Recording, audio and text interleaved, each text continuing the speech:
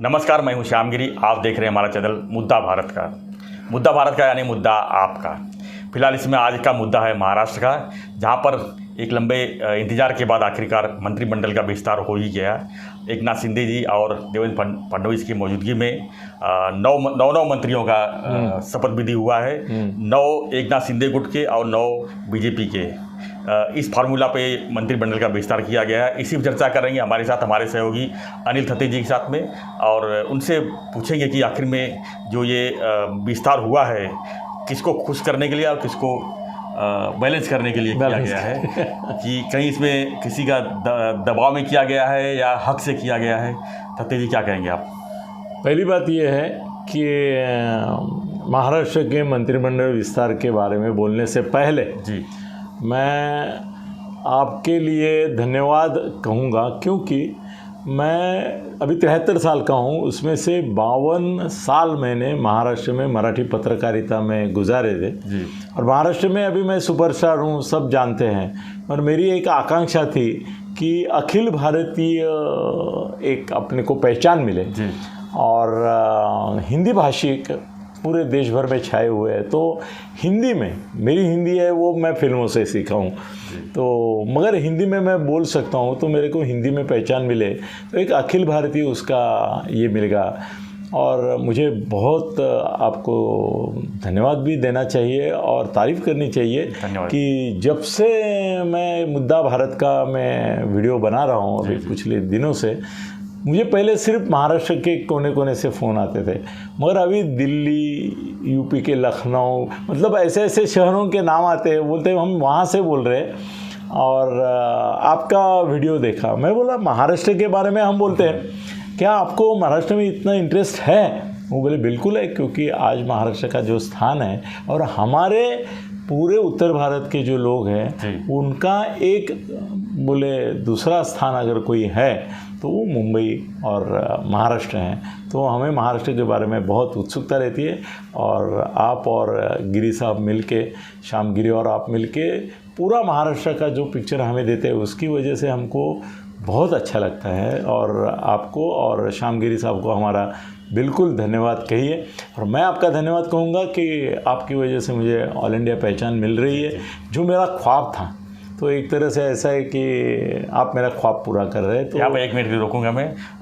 थत्ते जी के पास जब मैं पहली बार जब आया था तो उनसे मैंने इंटरव्यू लेना चाहा, तो उन्होंने साफ साफ कहा कि मैं इंटरव्यू मराठी में दूंगा, हिंदी मेरी भाषा जो है थोड़ी सी कमज़ोर लगती है। लेकिन मैं आज कह सकता हूँ कि थत्ते जी मेरे से ज़्यादा हिंदी जानते हैं और मेरे ज़्यादा नॉलेज रखते हैं। मैं उसके लिए थत्ते जी धन्यवाद करता हूँ कि उनको एक शब्द भी नहीं बताना पड़ा और वो अच्छी तरह से हिंदी बोल ले रहे हैं और लोगों को पसंद भी आ रही है। जी सर, हज़ारों फिल्में देखिए हिंदी करके ये हो रहा है। अच्छा, ये मंत्रिमंडल का जो विस्तार आज हुआ है जी, उसके बारे में पॉजिटिव बातों के बारे में पहले मैं बोलूँगा, बाद में नेगेटिव बातें जो है। तो पहली बात ये है कि बीजेपी ने 9 और शिवसेना ने 9, मैं शिवसेना ही बोलूँगा क्योंकि हर बार शिंदे गट वो गट करना मुझे पसंद नहीं है। तो 9 का प्रवेश होने से एक समतोल है, बैलेंस है और इक्वल इम्पोर्टेंस। आप शिंदे साहब को भी उतना ही महत्व दे रहे हैं जितना भाजपा के लोगों को दे रहे हैं। एक ये मैसेज गया इसमें, अगर ये चाहते थे बीजेपी वाले तो 12 और 9 भी कर सकते थे जी, और ये कुछ बोल नहीं सकते थे, संख्या के हिसाब से नहीं लिया उन्होंने, मगर उन्होंने ऐसा किया कि भाई चलो 9 कर लेते हैं। तो एक बड़ा पॉजिटिव मैसेज गया।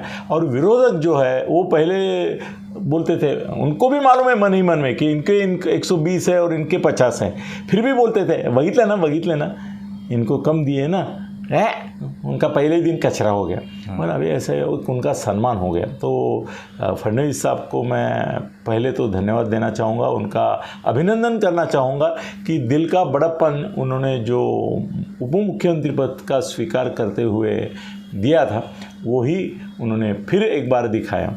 दूसरी एक बार बात मुझे अच्छी लगी कि शिंदे साहब ने भी मंत्रियों का चुनाव करते हुए किसी के बार्गेन या ब्लैकमेल का मुद्दा ध्यान में लेते हुए कुछ किया है ऐसा लगता नहीं है। जो लोग पहले भी मंत्री रह चुके हैं, जिनको Means कुछ जो न capable कुछ थे। कैपेबल है, प्रूड है, उनका ये हो गया है, शक्ति परीक्षण या एक प्रशासकीय कौशल्य का परीक्षण हो चुका है, ऐसे ही लोगों को फिर से उन्होंने मंत्री बनाया। हाँ, उसमें अभी राज्य मंत्री थे, समझो अब्दुल सत्तार या केसरकर, उनको अभी ये सब लगता है कैबिनेट मंत्री बने हैं। तो कैबिनेट मंत्री सबको बना के, और वो भी बिना बार्गेन और ब्लैकमेल के उन्होंने किया है, ऐसा एक दिखता है। ये बहुत इम्पोर्टेंट है, क्योंकि ऐसी अफवाहें फैली थी कि जिनका मतलब चाकू की धार पे, नोक पे कुछ लोग मंत्री पद छीनना चाहते हैं। शिंदे साहब ने ये सिद्ध कर दिया कि वो किसी के दबाव के सामने झुकते नहीं हैं। हमारे साथ आओ, प्यार से रहो, मगर हमसे दुश्मनी करोगे तो तुम्हारा हाल वही होगा जो उधर मातोश्री वालों का हो रहा है। तो वो मैसेज समझ गए सब, और किसी ने कुछ ये किया नहीं है। और एक बात मैं अभी जो टीवी पे ही हम लोग देख रहे हैं, उसमें एक ऐसा दिख रहा है कि सब प्रदेश और सब जाति, इसका एक बैलेंस होना ज़रूरी होता है। वो बीजेपी तो पहले से ही करती है, उनका एक सामाजिक समीकरण रहता है कि बैलेंस ऑफ इवन कास्ट, और इसका भी रखते हैं। तो वो जो है वो कला शिंदे साहब ने भी सीख ली है, और सब मतलब उनके हाथ में था, अपने प्यारे लोगों को भी दे सकते थे, मगर ऐसा नहीं, उन्होंने एक कास्ट का हिसाब लगाया, एरिया का हिसाब। अभी देखो उनके इसमें सभी महाराष्ट्र के जो ये है उनको स्थान मिला है। ये बड़ी सभी वर्ग के लोगों को प्रादेशिक समतोल जो बोलते हैं उनको दिया है। तो मुझे ऐसा लगता है कि शिंदे साहब की परिपक्वता, बुद्धिमत्ता, गुणवत्ता और गुणग्राहकता, बोलूँगा गुणवत्ता से ज़्यादा गुणग्राहकता, इसका एक अच्छा परिचय उन्होंने ये मंत्रिमंडल की पहली जो बनाई है उन्होंने उसमें दिया है, और आगे चल के भी ये रहेगा। और बीजेपी का तो ऐसा है कि सब जाने माने लोग हैं। अब ये प्लस पॉइंट्स करने के बाद कुछ माइनस पॉइंट के बारे में मैं बोलना चाहूँगा। और एक बात ऐसी है कि संजय राठौड़ को उन्होंने मंत्री बनाया, जिसके ऊपर वो एक लड़की ने आरोप किया था कुछ, और उसने खुदकुशी भी की थी, और उसके वीडियो चैट्स वगैरह सब मिले थे। उनको मंत्रिमंडल से हटा भी दिया गया था, मंत्रिमंडल से राजीनामा भी उन्होंने उसका ले लिया था। उनको फिर से लेना, मुझे पहले ही डाउट था, मैंने शायद आपके वीडियो में बोला भी था कि संजय राठौड़ को वो लेंगे, मगर वो कंट्रोवर्शियल होगा, उसके बारे में बहुत उल्टी सीधी बातें की जाएगी। अभी शिंदे साहब ने इसके बारे में जो आर्गुमेंट किया है वो भी सर सही है।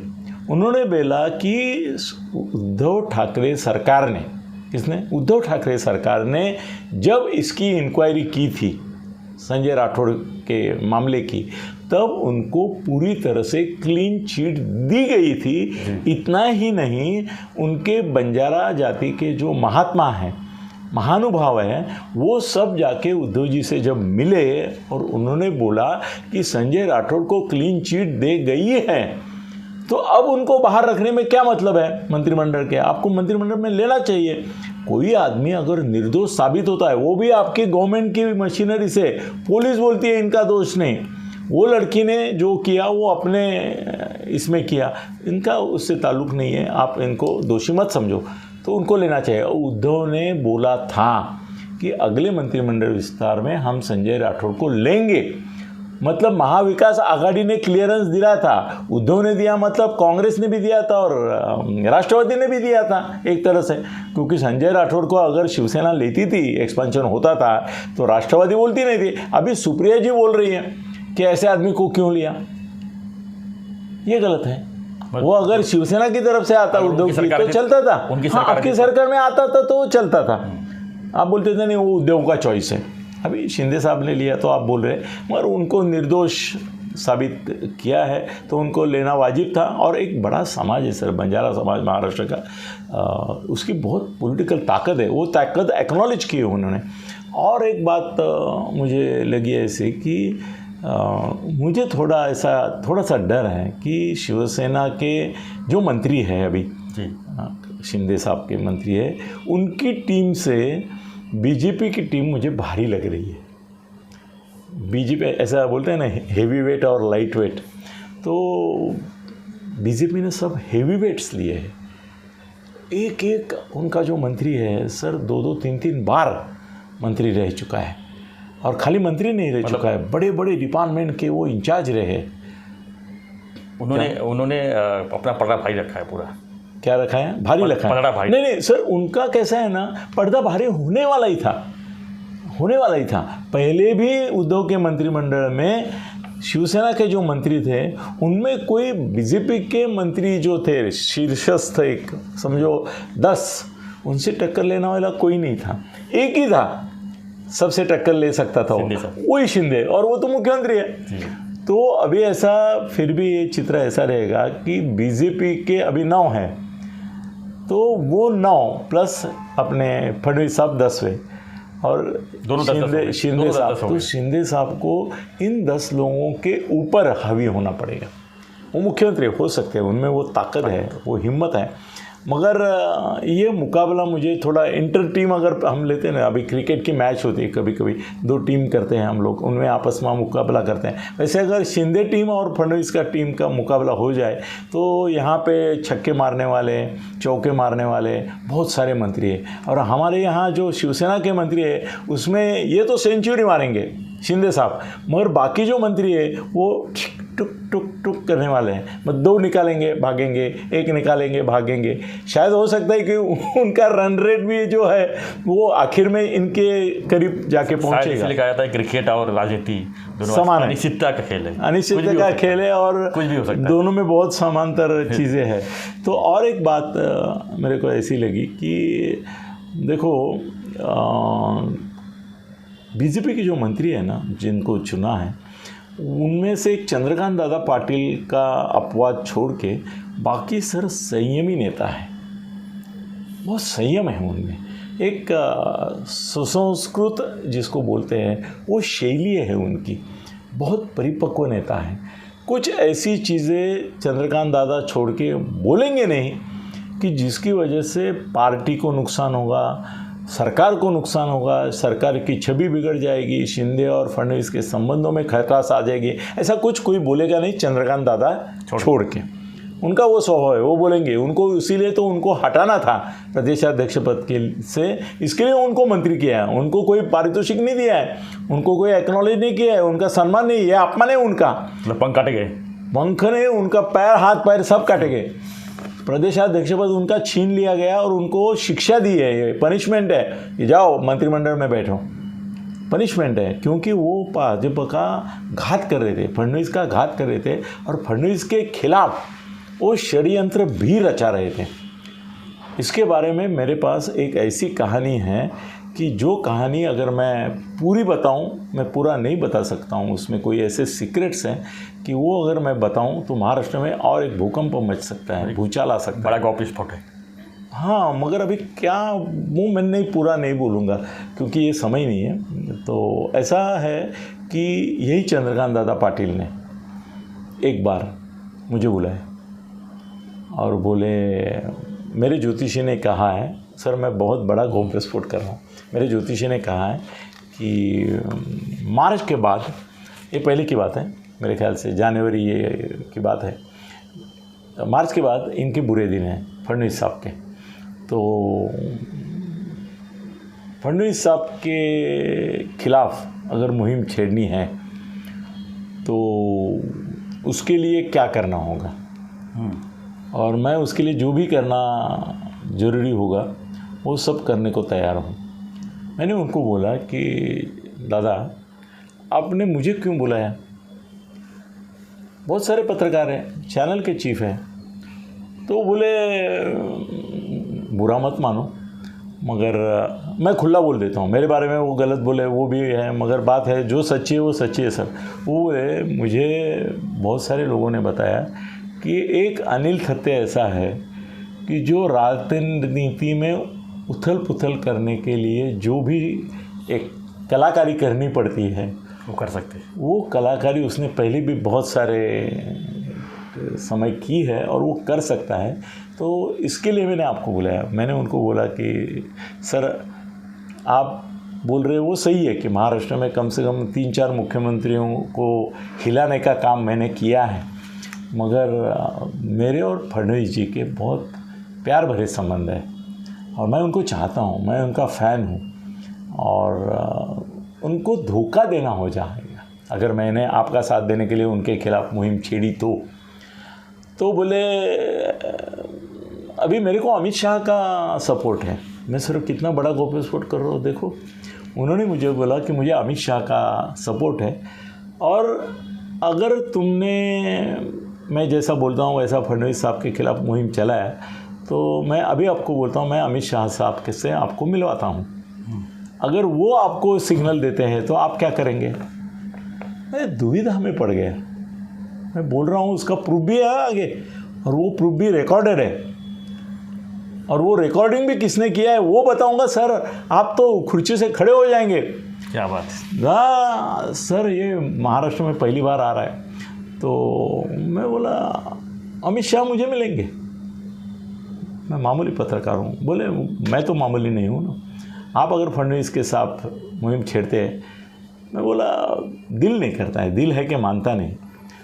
बोले छेड़ के तो देखो, क्योंकि अमित शाह भी चाहते हैं कि फडणवीस साहब को कट टू साइज़ किया जाए और उनको महाराष्ट्र से उठा के दिल्ली लेके जाना और महाराष्ट्र फडणवीस से छीन लेना है।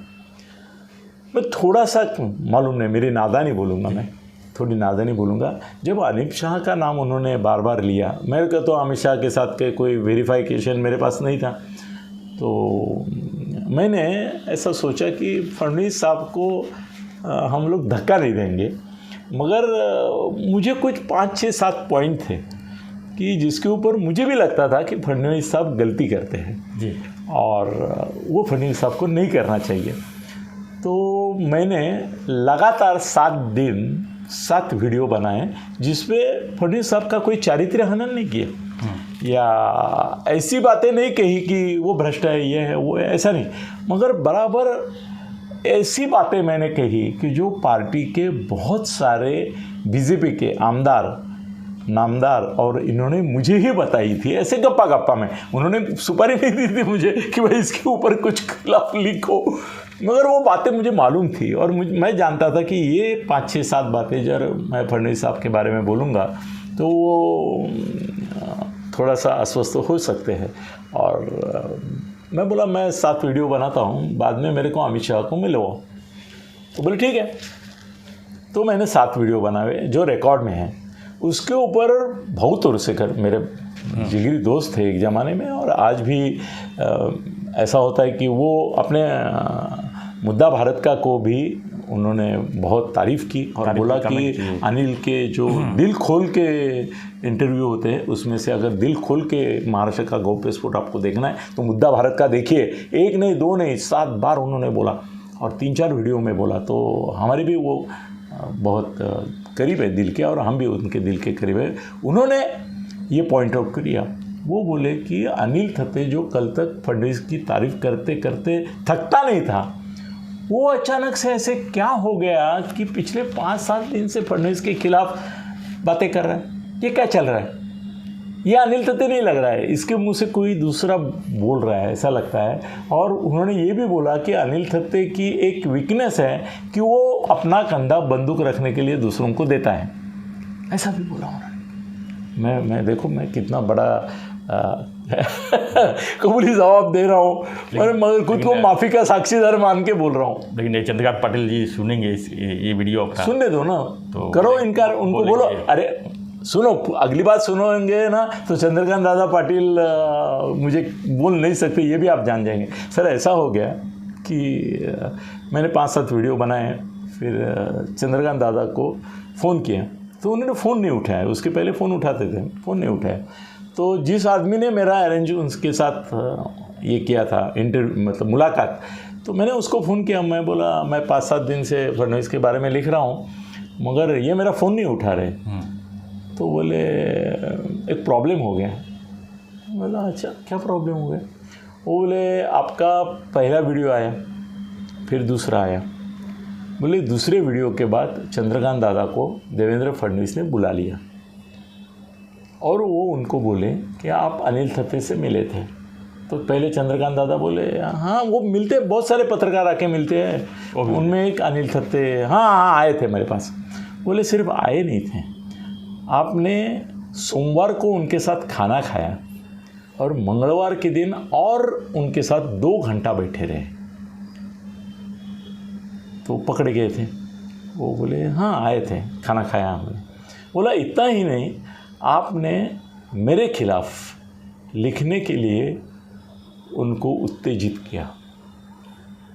तो बोले नहीं, मैंने ऐसा नहीं बोला, कुछ मुद्दे थे उनके ऊपर हमारी चर्चा हो गई, तो मैंने उनको बोला कि भाई फडणवीस साहब के ये जो मुद्दे हैं उनके बारे में थोड़ी नाराज़गी सबके मन में है। बोले आपने उसको अमित शाह से मिलवाने का भी प्रॉमिस किया। तो फिर वो हैरान हो गए, उन्होंने तुरंत एकदम हथियार डाल दिए। वो बोले मेरे से गलती हो गई। कौन बोले? चंद्रकांत दादा पाटिल बोले। किसको बोले? देवेंद्र जी को बोले कि मेरे से गलती हो गई। फडणवीस है वो। अब ये मालूमात उनको कैसे हुई मैं नहीं जानता, क्योंकि मैं तो बोला नहीं, दादा बोलने की संभावना नहीं, उसका कोई विटनेस नहीं था।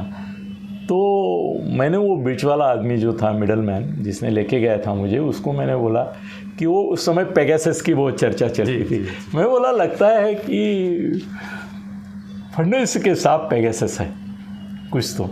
कि चंद्रकांत दादा की मेरी बातें क्या हुई, कहाँ मिले, क्योंकि दादा ने मुझे बोला गाड़ी मत लाना, मेरे घर मत आना, मैं एक अज्ञात जगह में तुमको एड्रेस ऐन वक्त पे भेजूंगा, वहाँ पे आना, अकेले आना। मतलब उनको बहुत सीक्रेट रखना था। सीक्रेट है सबका सब। फडणवीस ने उनको बोल दिया कि फलानी जगह आप मिले, थत्ते साहब की गाड़ी नहीं थी, वो उबर से आए, आपके यहाँ भी आपके सबके बॉडीगार्ड कहीं और रख के आप आए थे। मतलब उनको चोरी पकड़ी गई।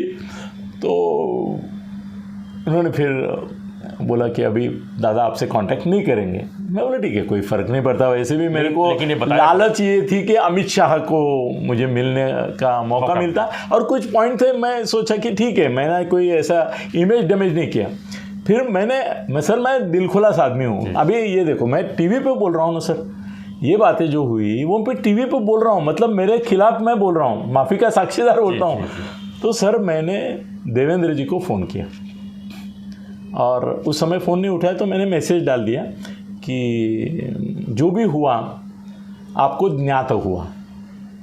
अगर आप मराठी में लिखा था, अगर आप झाले गेले गंगेला मिळाले अशा भूमिकेतून परत आपले पूर्ववत, क्योंकि पहले मेरी उनकी बहुत एकदम गहरी दोस्ती थी, बहुत यानात। तो मैंने बोला पूर्वीसारखे आपण जर मित्र होऊ शकत असू तर मला मैसेज करावा। सर ऐसा समझो, ऐसा मैसेज करके उन्होंने पूरा किया। वो गया, 5 मिनट के अंदर देवेंद्र जी का मेरे को मैसेज आया है मेरे पास। बोले, उन्होंने मराठी में लिखा, तुम्ही नेहमीच माझे मित्र आहात आणि मित्र राहाल। मित्र या नात्याने केव्हाही आपण भेटू शकतो, लवकरात लवकर भेटूया।